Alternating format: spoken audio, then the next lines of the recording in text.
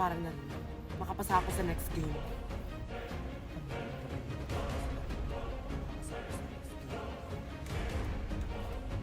Tapos na ang oras.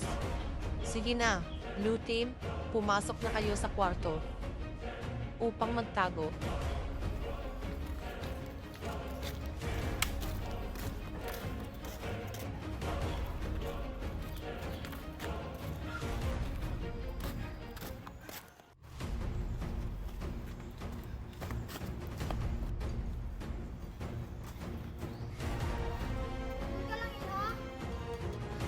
Okay lang po ako, ate.